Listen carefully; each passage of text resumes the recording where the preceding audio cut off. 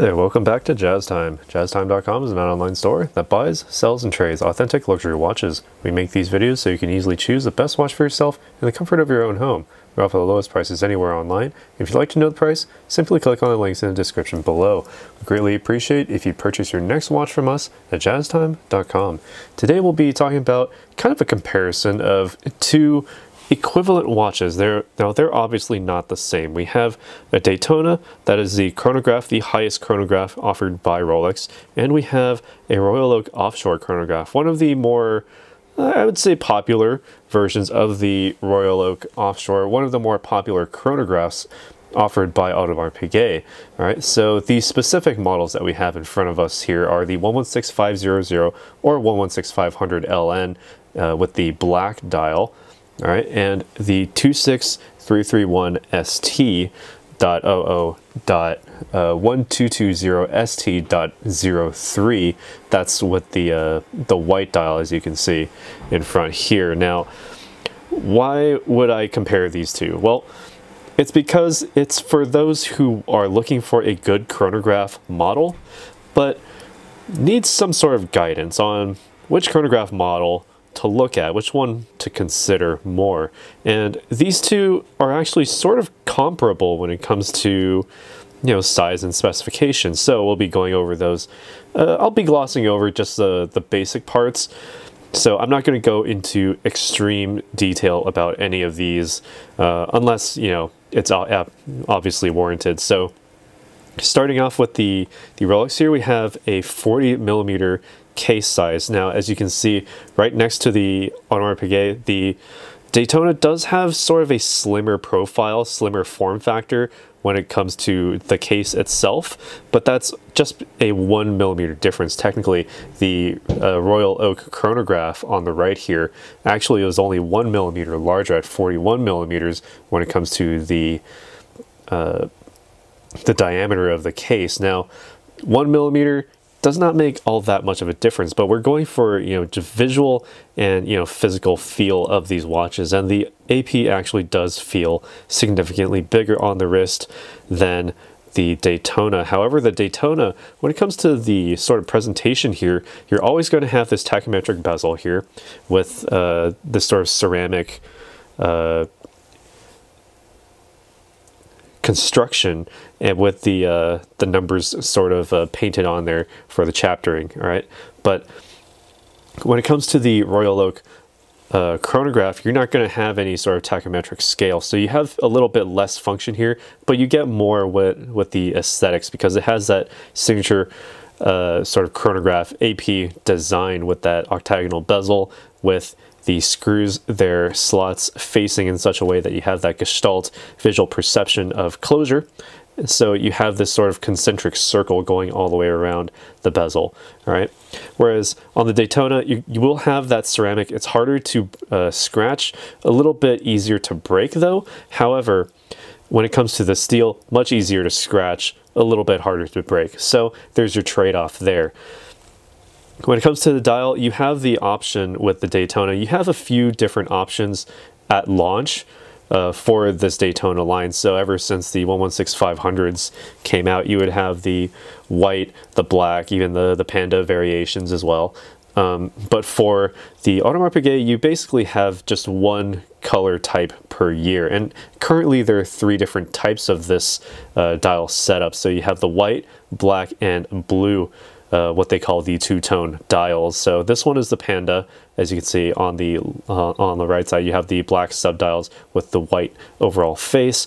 There's also a black version and also a blue version with, I believe, white subdials. If I'm wrong about that, you can correct me. But basically, we're going over sort of the aesthetics and feel for these, not too much into detail. So I'll just stop it there. But when it comes to the aesthetics, overall aesthetics, the Audemars Piguet generally wins out because you do have more of that guilloche patterning on that ground tapisserie dial. As you can see, those tiny raised squares on that dial do make it look just absolutely gorgeous. It's absolutely amazing the way that it works and the way that you have that sort of sunray finish as you move it back and forth depending on your light source. Whereas on the Daytona, well, you're not going to get a whole lot of that. It's very astute, sort of just direct and to the point. It's a black dial. That's it. There's no extra bells or whistles to go along with that, sans the subdials, okay? So now when it comes to overall function, both are a little bit different. The Daytona over here on the left has, it requires that you unscrew your chronograph pushers here, all right? And then you can then use the chronograph, the center mounted large hand that sweeps around the dial. And for the added benefit, you also have that tachymetric scale again on this ceramic bezel, so you can then measure, say, units per hour or units per minute, or however you want to denote it, but usually units per hour. That's your general estimate there. The subdials tick up. On the 3 o'clock side, you have the 30 minutes. 9 o'clock side, you have the 12-hour dial, and you have your small seconds at the 6 o'clock. All right, and when those tick up, once the chrono hand reaches the 12 o'clock position, all right? So when it comes to functionality, the Daytona, I feel, sort of wins out, but the only downside is that you have to physically rotate and screw and unscrew the chronograph pushers in order to activate them and actuate the button system on there. Whereas on the Audemars Piguet, you're good to go from the start. You just press the button and there you go. And when it comes to the timekeeping, or rather the chrono functionality here, you get the same exact thing. 30 minutes at the 3 o'clock, 12 hours at the 9 o'clock. They each tick up when the chrono hand reaches the 12 o'clock position. And of course you have your small seconds at the 6 o'clock. And there you go. Once you saw the subdial tick up rather slowly within the last couple seconds of that minute, all right? And again, you're good to go. You can just press all the buttons required to make the chronograph function work. So overall, the chronograph functionality, when it comes to the Daytona or the Audemars Piguet, I say the Daytona generally wins out just because you have that extra tachymetric scale that just automatically feeds you the information. Whereas for the Audemars Piguet, you sort of have to just rely on the subdials and sort of figure it out from there. You're sort of just timing intervals here on the Royal Oak chronograph, whereas you're actually timing not just intervals, but units per hour, again, as stated on the bezel, or units per minute, depending on how you want to gauge it. But yes, you do get a little bit more information from your Daytona, assuming that you actually use it for its function. Okay, and now when it comes to the power reserves of these watches, the Daytona has the 4130 caliber made in-house by Rolex. It has that supreme precision of plus or minus 2 second per day time differential with the 72-hour power reserve. All right, whereas the Audemars Piguet, well, let's be honest, Audemars Piguet aren't known for having the most precise timekeeping, but they're still made mostly in-house, sometimes outsourced, but then that's so that they can focus more on the engineering aspects of, say, the aesthetics and the case making, all right? This one only has a power reserve of 40 hours with the self-winding caliber 2385, but it does have a lower frequency of 3 Hertz or 21,600 vibrations per hour, whereas Rolex's standard is 28,800 or 4 Hertz. So that means when all is said and done, the Audemars Piguet will technically, all things equal, require less service and therefore fewer service intervals, whereas the Rolex, all things equal, will technically require more service intervals because there's more friction going on inside the Rolex because the balance wheel does have to, move back and forth, whereas on the Audemars Piguet, less so. Although it's a very small, minute point there, but that's also given that that's also based on the assumption that the Audemars Piguet will manage to keep its time better than with Rolex. And hard to say with specific models, and your mileage will vary based on which model you pick up for yourself. Okay? All right, so that being said, let's take a look at the bracelets here. Now, the bracelets, the Daytona has the Oyster 3-link bracelet high polish down the center, satin brush finishing on the sides. Rather standard from Rolex. You're not going to see much variation out of their Oyster bracelet. All right, nice heavy links. And when it comes to sizing, it's actually rather easy because there's just a single screw that comes out. Whereas on the Audemars Piguet, the presentation here is just amazing. We have a satin brush finishing along the front with high polish on that bevel there, on the corner bevel, going all the way down as it tapers. And you also have these high polish portions on these intermediary portions of these links. So on the inside, they sort of have this glow to them when you look at them, and you bend the bracelet just right. This one also has a double deployment clasp, so you have less of a chance of potentially pinching yourself when opening and closing this clasp. That's just a small point there, because most of the time you're not going to be fidgeting with this, taking it on and off. You're going to mostly be wearing it, whereas with the Daytona, you will have that safety clasp. Okay, yeah, safety clasp, which is a fold over, and therefore if you have a thinner wrist, or if you have a really snug fit, you're going to have more of a chance of potentially pinching yourself there. Again, a very small point. The advantage to having this fold over clasp, though, is that you have the on-the-fly sizing, assuming that my camera would focus, okay? Assuming that you know how to do so, you have that extra Easy Link 5mm extension. If your wrist swells during the day, you can just simply engage that and you'll be fine. Whereas on the Audemars Piguet, whatever sizing you have on this bracelet, that's what you have. That's what you're going to get. There's no on-the-fly sizing. Otherwise, to size this, you will actually need some tools to do so. And it's actually a two-piece system within each link. So you have a screw on top with a bar passing all the way through to the bottom. Those are two separate pieces. So sizing, a little bit more difficult, but when it comes to the aesthetics, Audemars Piguet has it on lock. So when it comes to the overall feel and the wearability of the Audemars Piguet, I believe this actually wins out over the Daytona. But when it comes to practicality, the Daytona, I believe, wins because they do have that Easy Link 5mm extension, and it's just generally easier to size on, if you do happen to have the appropriate tools to do so. But again, aesthetics, if that's what you're going for, the Audemars Piguet clearly wins, right? So, last point here, we have thickness. I don't remember the exact thickness of the Daytona, but I believe it's somewhere between 11 and 12 millimeters, whereas on the Audemars Piguet right here, it's completely flat. We have a thickness of 11 millimeters on this model.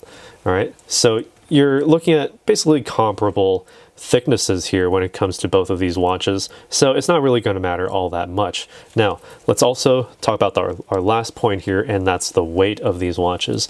Holding one in each hand, I can tell you right off the bat that the Audemars Piguet is definitely heavier, but actually not by that much. And most of the weight actually does come from this bracelet and the fact that this case is just so solid. There's more steel in the bezel, whereas on the Daytona you have ceramic bezel. There's a little bit more, I guess, space, more breathability, a thinner profile on the Daytona for the case at least, and you have smaller links in general on the Daytona with no intermediary links, just three-piece links going all the way across with bars going through them. So you're going to have a lighter overall construction on the Daytona, a little bit sportier therefore than the Audemars Piguet, which, by the way, is already still sporty. But if you want that luxury, that sense of, being able to feel what you're wearing, you're definitely going to get that with the Audemars Piguet Royal Oak Chronograph. So when you're comparing these two, it's easier to say that the Daytona, if you're just starting out, would be the go-to for Rolex fans and Rolex enthusiasts. Whereas if you want to feel like you have every single Daytona available and you want to step up to the next level, then the Audemars Piguet Royal Oak is the only logical sort of step in that direction, because There's hardly anyone higher, maybe Vacheron Constantin, right? But in general, Audemars Piguet has really taken off in the more recent years, and so going from Daytona to the Audemars Piguet Royal Oak is the most logical step. When it comes to the price point, the Audemars Piguet easily wins out in the price height, rather. So these trade for about, well, easily over $20,000, or rather $50,000 for the Audemars Piguet, whereas on the Rolex Daytona, we're climbing into the $30,000 range. So the Audemars Piguet generally does cost a lot more, well, about 40% more, nearly 50% more, all right? Or no, it basically just costs a lot more to get the Audemars Piguet, but you certainly feel it when you are wearing it. You know that you are getting what you paid for. And the bezel with the overall construction of the case, it's unmistakable. You are getting something worth the money. Whereas, you know, on the Rolex, you're still getting something worth the money, but you are paying significantly less. And if that's all that you can afford, that's fine. You're still getting a great watch. At the end of the day, when it comes to, you know, just functionality and overall looks, you can't go wrong with either of these. But just keep in mind, the Audemars Piguet does have more desirability due to its, you know, fewer models being released, whereas, you know, Rolex can more easily make, like 2 million models, whereas Audemars Piguet can make maybe like 40,000 for every Rolex is 2 million. So the choice is ultimately yours, but if you want to take that next step up from Rolex, or if you just want to go directly in head first, get the Audemars Piguet Royal Oak Chronograph. Honestly, again, you still can't go wrong with either of these, but the Chronograph is the logical step up from the Daytona. All right, and that's about it. That's all I've got for this video. Be sure to like if you learned anything from this video, if I helped you make your decision on which would be better. All right, and be sure to comment. Let us know what you think about these watches, and hit that bell notification so you can be notified when we go live with another video like this one. All right, so again, one more thing. Sorry, the wearing experience. The Daytona can be worn on a wrist as small as 7 inches or even smaller. You can size this really, really tiny, but you do have that really good sense of balance with the bracelet to the case to the dial. All right, now keep in mind what you just saw, the Daytona on a 7-inch wrist, and we're going to compare that to the look of the Royal Oak Chronograph on the same wrist. All right. Now, the lug-to-lug spacing makes it almost impossible to see the bracelet because it's such a big case. It's much bigger, but you do feel it on the wrist, and that's a good thing, I believe. So, if you want to size up, literally, that's what you go for with the Audemars Piguet Royal Oak Chronograph. All right. If you want to get that bigger size, bigger wrist presence, this is what you would go for, the Audemars Piguet Royal Oak Chronograph. This specific reference 26331 ST. Okay. Yep, and that's it. I guess I'm done here. Let us know what you think down in the comments below. We'll see you in the next one. And as always, if you'd like to purchase either of these watches, if I've helped you make up your mind and you've decided on one of these, go to jazztime.com. You can purchase it there. You can see images as well, and your watch will be on its way to you. And if you can't make up your mind and you just want both, heck, just do it anyway. Pick up both because, you know, it's nothing better than having choice. And that's certainly what you have with us at jazztime.com. We'll see you in the next one. Take care. If you want to find out more about the watch you just saw in the video, you can just click below on Show More to see the full description. Then you can check the link next to Model as seen in video, click on it, and you will get to the proper page where you can see all the details. If you're watching on a mobile phone, you have to click on the arrow down on the right hand side below the video to see the full description. If you like this video, please give us a thumbs up. If you would like to share this video with your friends, you can use the share button below and share it on any platform you like. If you have questions, constructive feedback, want to tell us about some mistakes or misspeaks, just write a comment below.